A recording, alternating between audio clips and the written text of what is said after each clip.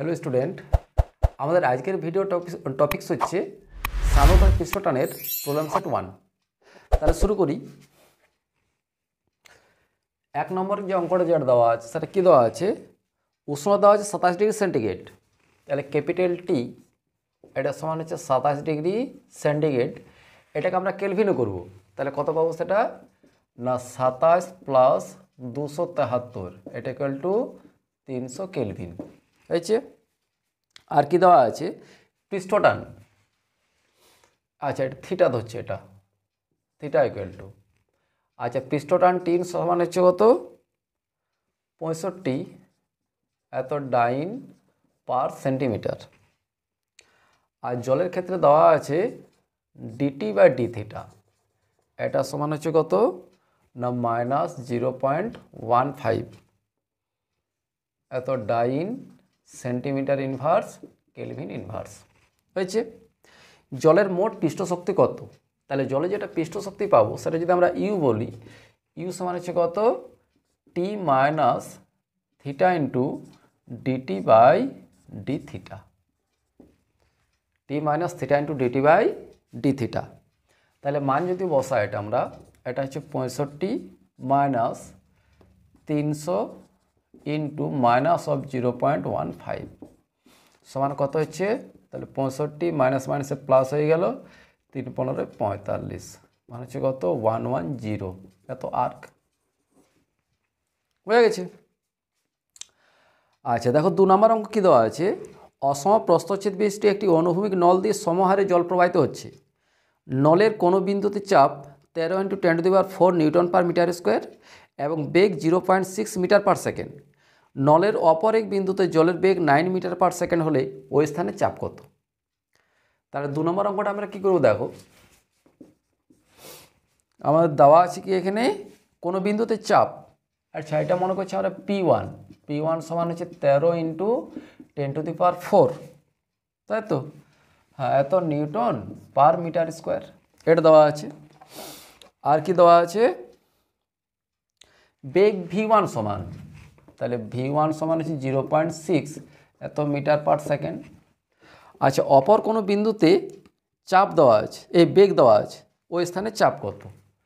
তাহলে বেগ V সমান, এটা V1 এটা যদি V2 9 মিটার পার সেকেন্ড হয়, তাহলে P2 সমান কত? এটা হচ্ছে আমাদের কোয়েশ্চেনটা। আমরা এখানে বার্নৌলি উপপাদ্যটা অ্যাপ্লাই করব। সেটা হচ্ছে কি না ভি স্কোয়ার বা V1 square by 2g plus P1 by rho g equal to V2 square by 2g plus P2 by rho g হয়েছে। তাহলে জি প্রত্যেকটাতে ক্যান্সেল হয়ে গেল এটা। তাহলে আমরা কি লিখবো এখান থেকে? আমরা V2টা নির্ণয় করবো, এই P2টা। তাহলে আমরা লিখবো P2 by rho equal to, এটা আমরা লিখছি V1 square by 2 minus V2 square by 2 plus P1 by rho, এটা হয়ে গেল। এরপর যদি আমরা মান পুট করি, তাহলে V1 স্কোয়ার মানে হচ্ছে কত?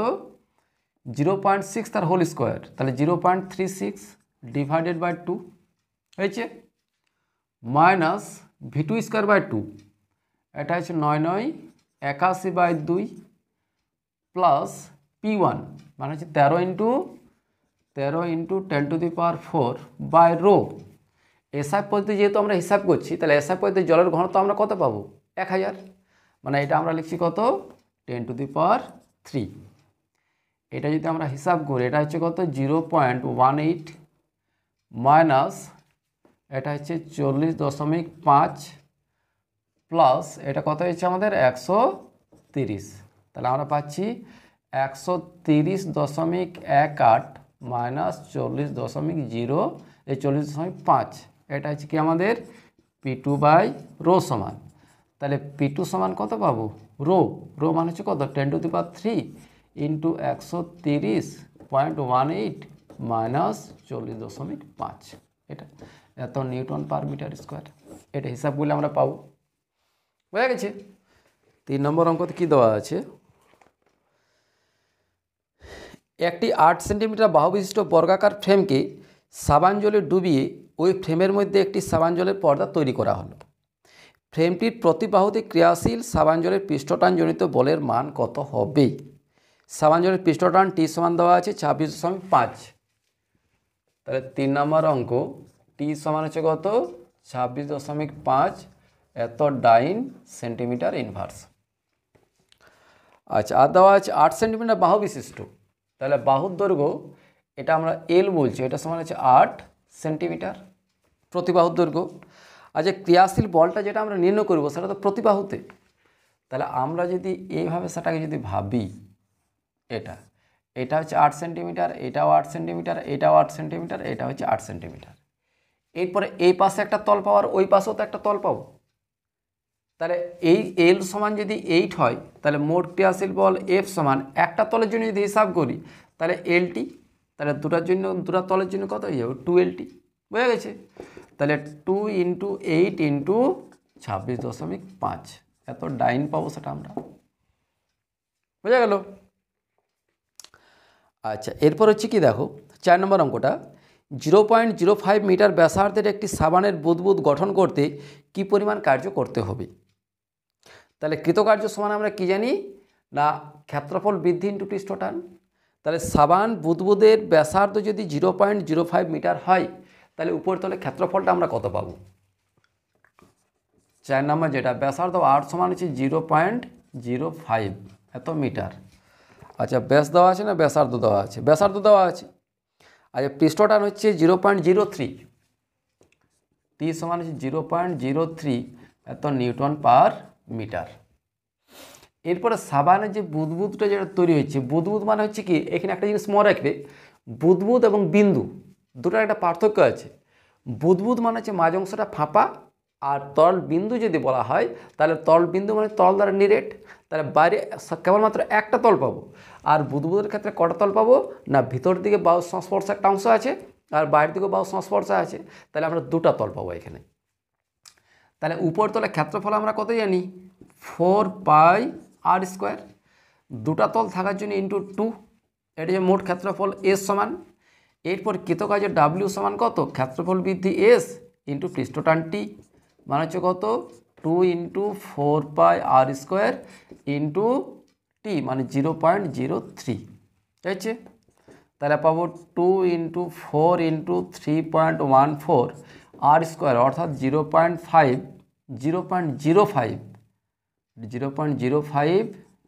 স্কোয়ার ইন্টু 0.03 এত জুল পাবো, সেটা আমরা এসআই যেহেতু করছি। বোঝা গেছে? আচ্ছা, অঙ্ক নাম্বার 5 দেওয়া আছে 0.2 সেন্টিমিটার ও 0.4 সেন্টিমিটার ব্যাসার্ধের দুটি কৈশিক নলকে একই তরলে নিমজ্জিত করা হলো। নল দুটিতে তরল যে উচ্চতা পর্যন্ত উঠবে তার অনুপাত নির্ণয় করো। তাহলে নলের ব্যাসার্ধ R1 দেওয়া আছে, R2 দেওয়া আছে। তাহলে নলের ব্যাসার্ধ R1 এবং R2, একটা আছে 0.2 আর একটা আছে 0.4। তাহলে অঙ্ক নাম্বার 5, R1 সমান হচ্ছে 0.2 এত সেন্টিমিটার, আর R2 সমান হচ্ছে 0.4 সেন্টিমিটার। এই দুটো দেওয়া আছে। আচ্ছা, এরপর উচ্চতা। তাহলে একটা আমরা জানি জুরিনের সূত্র, যেটা জুরিনের সূত্রানুসারে আমরা কি লিখব? সূত্রানুসারে H is proportional to 1/r। তরলের আরোহণ বা অবরোহণ নলের ব্যাসার্ধের সাথে ব্যস্তানুপাতে পরিবর্তিত হয়। তাহলে আমরা যদি H1/H2 লিখি, এটা কত লিখবো? R2/R1। তাহলে this implies H1/H2 equal to R2 মানে হচ্ছে কত? 0.4/0.2 অর্থাৎ 2/1। তাহলে এখান থেকে আমরা পাচ্ছি H1:H2, 2:1। বোঝা গেছে? এটা যে তলস্তম্ভের উচ্চতার অনুপাত। এই 6 নম্বর অঙ্ক, জলের দুটি সমান্তরাল স্তরের মধ্যে আপেক্ষিক বেগ দেওয়া আছে, স্তর দুটির মধ্যে লম্ব দূরত্ব দেওয়া আছে, বেগের নতিমাত্রা কত? তাহলে বেগের নতিমাত্রার যে সূত্র, সেটা আমরা কি জানি না, dv/dx, যেখানে dv হচ্ছে কি তল দুটির মধ্যে আপেক্ষিক বেগ অর্থাৎ বেগের পার্থক্য, এবং ডিএক্সটা যেটা সেটা যে স্তর দুটির মধ্যে দূরত্ব। তাহলে এটা হচ্ছে 6 নম্বর অঙ্ক। আমরা যদি এইভাবে তল স্তরগুলো যদি ধরি তাহলে দূরত্ব ডিএক্স এটা, আর এটার বেগ যদি ভি হয়, এটার বেগ যদি ভি প্লাস ডিভি হয়, তাহলে বেগের পার্থক্য ডিভি সমান কত দেওয়া আছে এখানে 8 centimetre per second, 8 centimetre per second. আর ডিএক্স সমান কত দেওয়া আছে এখানে, ডিএক্স হচ্ছে 0.1 সেন্টিমিটার, এটা হচ্ছে 0.1 সেন্টিমিটার। তাহলে নতিমাত্রা যেটা আমরা পাবো, নতিমাত্রা এটা সমান হচ্ছে কত না ডিভি বাই ডিএক্স। তাহলে ডিভি মানে হচ্ছে 8 বাই 0.1 মানে হচ্ছে 80, হয়েছে। এত সেকেন্ড ইনভার্স পাবো আমরা, এত সেকেন্ড ইনভার্স হয়ে গেছে। আচ্ছা 7 নম্বর যেটা দেওয়া আছে, 7 মিলিমিটার ব্যাসার্ধের একটি সাবানের বুদবুদের আভ্যন্তরীণ বায়ুচাপ বা বায়ুমণ্ডলীয় চাপ অপেক্ষা 8 মিলিমিটার জলস্তম্ভের চাপ বেশি, সাবান জলের পৃষ্ঠটা নির্ণয় করো। তাহলে অতিরিক্ত চাপ যেটা সেটা কী দেওয়া আছে, 8 মিলিমিটার জলস্তম্ভের চাপ বেশি। তাহলে আমরা 7 নম্বর অঙ্কটা যেটা করব, তাহলে অতিরিক্ত চাপ পি সমান এখানে দেওয়া আছে 8 মিলিমিটার জলস্তম্ভের চাপ, জলস্তম্ভের চাপ, আছে। তাহলে 8 মিলিমিটার জলস্তম্ভ যে চাপ প্রয়োগ করবে সেটা তো এইচ রয়েছে। তাহলে এইচ মানে হচ্ছে 0.8 সেন্টিমিটার ইন্টু 1 ইন্টু 980, এটা পি সমান, এটা হচ্ছে আমাদের পি। আচ্ছা ব্যাস দেওয়া আছে 7, ব্যাস দেওয়া আছে কত 7 মিলিমিটার। তাহলে ব্যাস যদি 7 মিলিমিটার হয় মানে 2r, এটা সমান হচ্ছে 7 মিলিমিটার। তাহলে আর সমান হচ্ছে কত 7 × 2 এত মিলিমিটার, এটা সমান হচ্ছে 3.5 এত মিলিমিটার হয়ে গেল। তাহলে এটাকে যদি সিজিএসে করি তাহলে 0.35 এত সেন্টিমিটার হয়ে গেল, আর সমান। এরপরে বুদবুদ বলা আছে, বুদবুদ বলা আছে। তাহলে বুদবুদের ক্ষেত্রে আমরা অতিরিক্ত চাপ পি সমান আমরা কত জানি 40/r, 40/r। তাহলে এখান থেকে টি সমান কত পাবো PR/4, পি অর্থাৎ 0.8 ইন্টু 1 ইন্টু 980, আর মানে হচ্ছে কত 0.35, আর নিচে হচ্ছে 4। এটা ক্যালকুলেশন করলে আমরা এত ডাইন এত সেন্টিমিটার ইনভার্স পাবো আমরা, বোঝা গেছে। এটা হচ্ছে আমাদের 7 নম্বর অঙ্ক।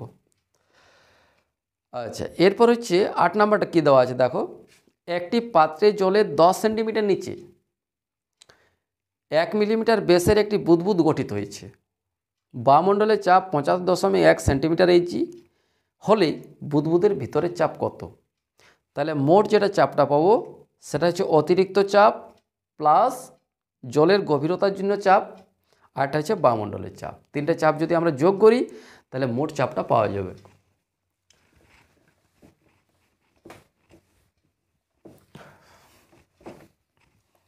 তাহলে 9 নম্বরটা দেখো,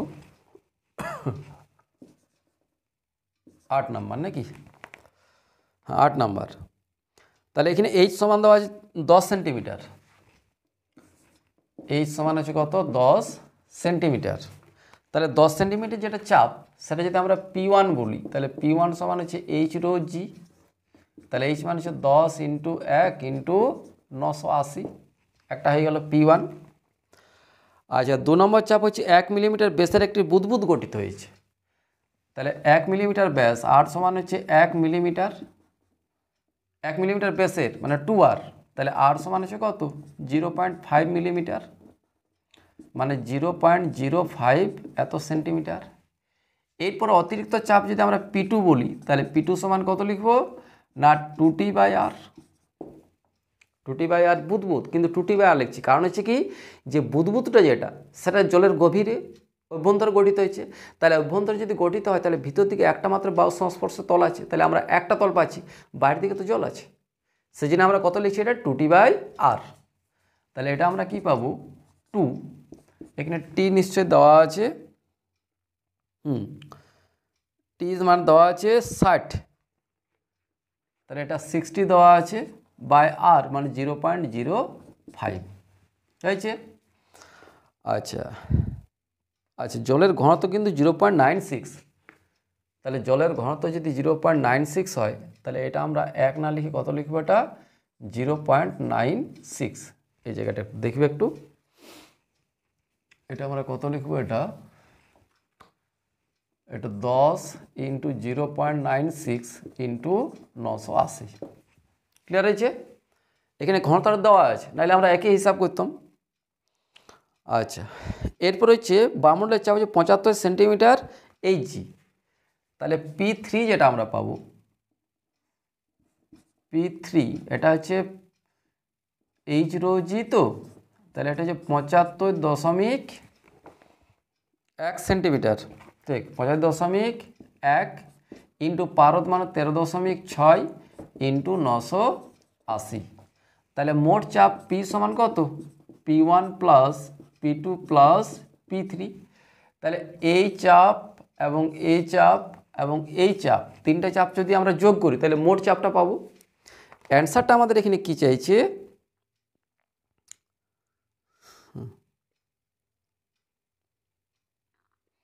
ভিতরের চাপ কত? তাহলে ভিতরের চাপ মানে এইটা পাবো আমরা।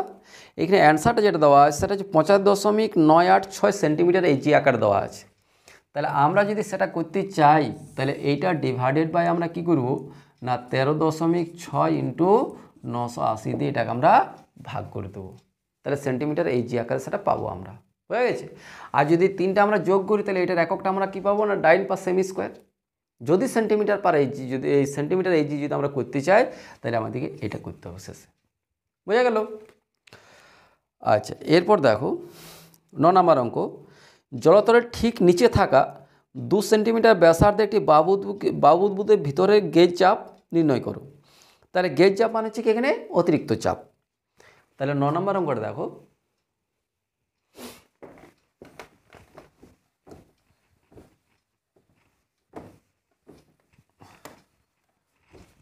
তাহলে 9 নম্বর অঙ্কটা আমরা কি করব? এখানে ঠিক জলতলের নিচে গঠিত হয়েছে, জাস্ট এইখানে। তাহলে গেজ চাপ পি সমান আমরা কত লিখব? এখানে 40/r, 40/r আমার দেওয়া আছে 2 সেন্টিমিটার ব্যাসার্ধের। তাহলে আর সমান হচ্ছে কত? 2 সেন্টিমিটার। আর কি দেওয়া আছে? পিস্টন টি সমান দেওয়া আছে 7 × 10⁻²। এটা তাহলে আমরা মিটার করি, 2 × 10⁻² মিটার। আর টি সমান হচ্ছে কত? 7 × 10⁻², 7 × 10⁻², এত নিউটন পার মিটার। তাহলে পি সমান কত লিখবো এখানে আমরা? 4 × 7 × 10⁻² বাই আর, মানে 2 × 10⁻²। হয়েছে?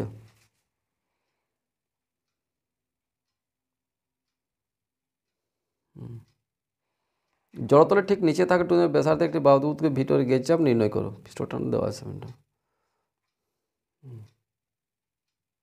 ও, জলতলের নিচে আছে। একটা জিনিস এখানে ভুল হচ্ছে, দেখো, যেহেতু জলতলের নিচে আছে তাহলে আমরা একটা তল পাবো, বুদবুদ হোক না কেন। তাহলে এটা হচ্ছে আমাদের 2, এটা হচ্ছে 2, তাহলে 2 2 ক্যান্সেল হয়ে গেলো, এটা ক্যান্সেল হয়ে গেল। 7 পাস্কাল। পাস্কাল কিংবা এটাকে লেখা যায় আর কি লিখবো? এটা newton per metre square, newton metre to the power -2। এটা চাপের একক। বুঝে গেছে? তাহলে দেখো প্রবলেম সেট 1 শেষ হয়ে গেল। আমরা পরের ভিডিওতে প্রবলেম সেট 2টা আলোচনা করব। হয়েছে? তাহলে শুরু থেকে শেষ পর্যন্ত আশা করি দেখেছো, প্রত্যেকটা জিনিস বুঝতে পেরেছো। যদি বুঝতে না পারো তাহলে অবশ্যই কমেন্টে জানাবে। পরের ভিডিওতে সেটা নিয়ে আবার আলোচনা করব। ওকে, থ্যাংক ইউ।